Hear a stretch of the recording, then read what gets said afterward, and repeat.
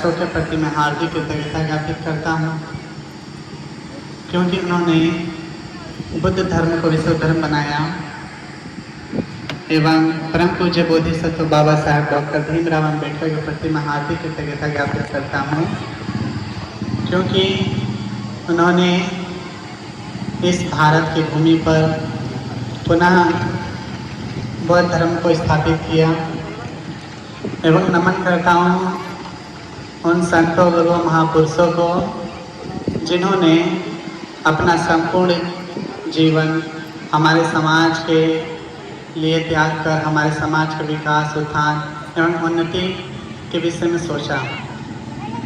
तत्पश्चात यहाँ पर उपस्थित परम पूज्य गुरु जी के चरणों में सादर वंदना करता हूँ एवं उपस्थित परम पूज्य भिक्षु संघ को सादर वंदना करता हूँ।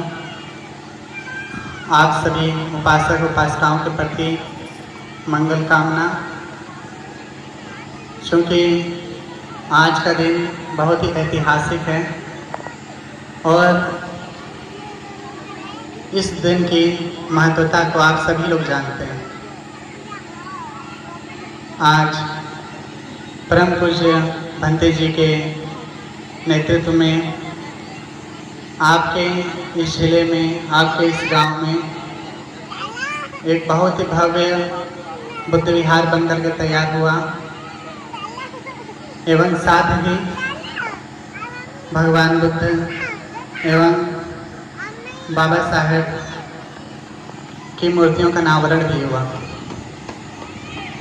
क्योंकि हमारे देश का साहित्य और इतिहास में जब हम लोग इतिहास को पढ़ते हैं तो कहीं न कहीं हमें इन भव्य मूर्तियों का बहुत ही बड़ा योगदान हमारे धर्म के लिए देखने को मिलता है। प्राचीन काल से ही भगवान बुद्ध के लिए, भगवान बुद्ध और उनके भिक्षु संघ को उनके स्मरण करने के लिए स्तूप बनाए जाते थे। भगवान ने भिक्षु संघ से कहा कि भिक्षुओं, स्तूप 3 प्रकार के बनाने चाहिए। कौन कौन से? पहला चैक्षिक स्तूप होता है, जिसमें किसी अरहंत भिक्षु या कोई विशिष्ट भिक्षुओं के अस्थियों को केंद्र में रख करके उसके चारों तरफ से एक भव्य स्तूप का निर्माण कराया जाता है।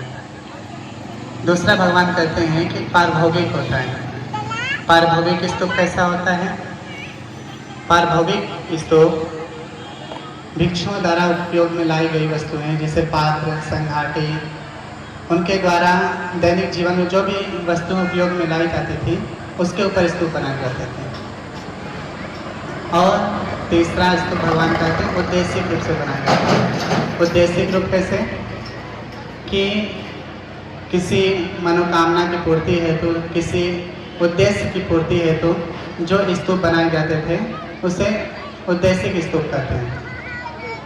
तो आज जहाँ जहाँ भी भगवान बुद्ध के महत्वपूर्ण स्थलों की जानकारी हमें प्राप्त होती है, वहाँ अगर आप देखेंगे तो सबसे महत्वपूर्ण स्थान उनके स्तूपों का मिलता है।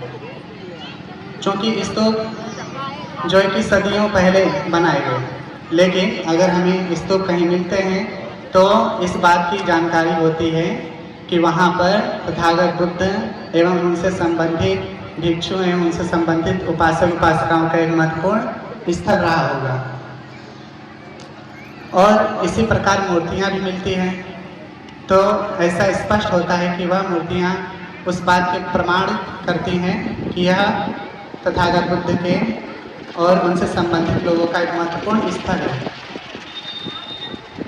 तो वैसे संसार में देखी जाए तो बहुत सारी मूर्तियाँ हैं, लेकिन भगवान बुद्ध और बोधिसत्व बाबा साहेब डॉक्टर भीमराव अम्बेडकर एवं अपने महापुरुषों की जो मूर्तियाँ बनाई जाती हैं उन्हें जब देखते हैं तब हमें उनसे कोई न कोई प्रेरणा अवश्य मिलती है।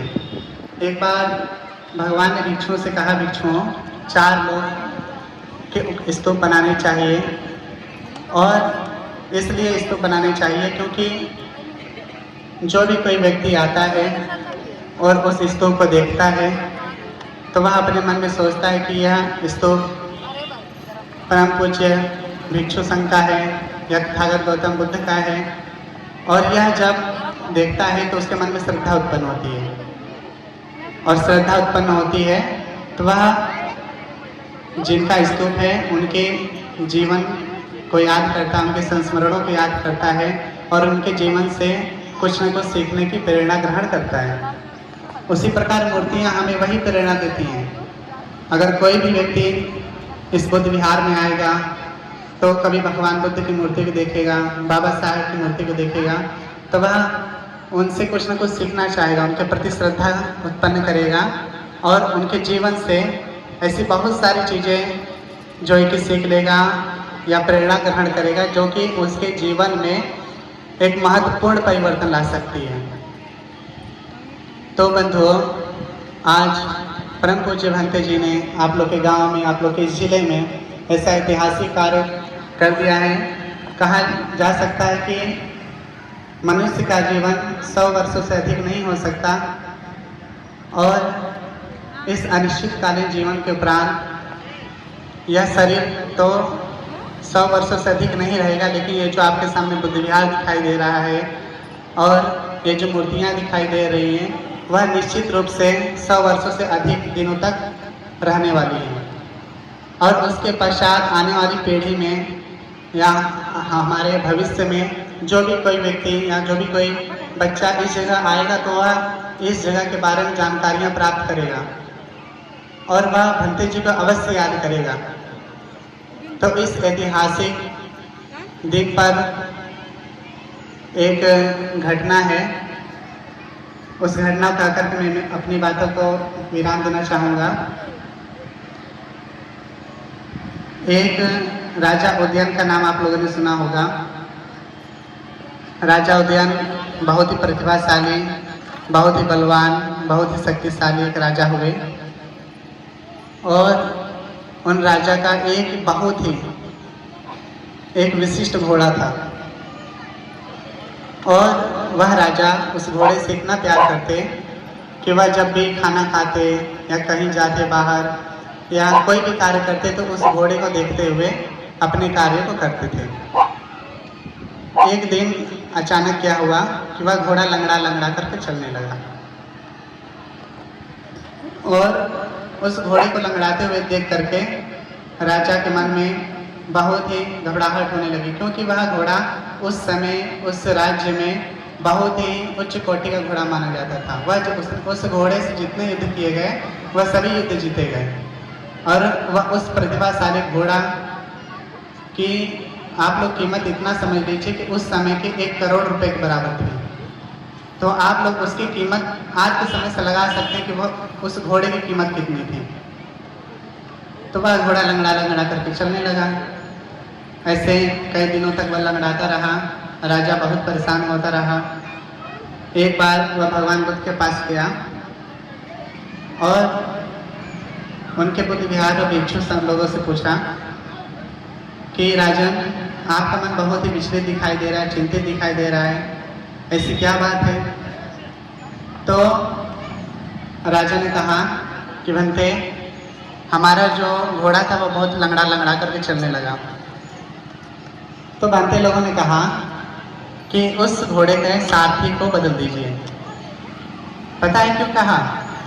क्योंकि घोड़ा वही सीखता था जो कि उसका सारथी सिखाता था, लेकिन उसका सारथी ही लंगड़ा करके चलता था, इसलिए वह घोड़ा अपने सारथी को देखते हुए वह भी लंगड़ा लंगड़ा करके चलने लगा। जब राजा ने अपना दूसरा सारथी घोड़ा के दूसरे सारथी को बदला तो वह घोड़ा ठीक हो गया। क्यों?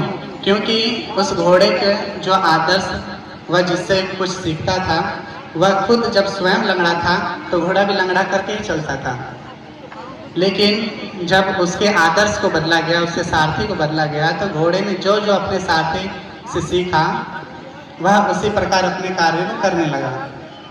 तो बंधुओं, आज के दिन, आज के समय में हमें जो कि अपने आदर्शों को बदलने की ज़रूरत है। वैसे इस जो कि अंधकार से युक्त समाज को एक ऐसे आदर्श की ज़रूरत है जो कि हमारे जीवन में बहुत ही महत्वपूर्ण परिवर्तन ला सकते हैं। और वह आदर्श कोई और नहीं, हमारे सामने जिनकी मूर्तियों का अनावरण हुआ तथागत गौतम सम्यक संबुद्ध एवं परम पूज्य बोधिसत्व बाबा साहब डॉक्टर भीमराव अम्बेडकर ही हैं।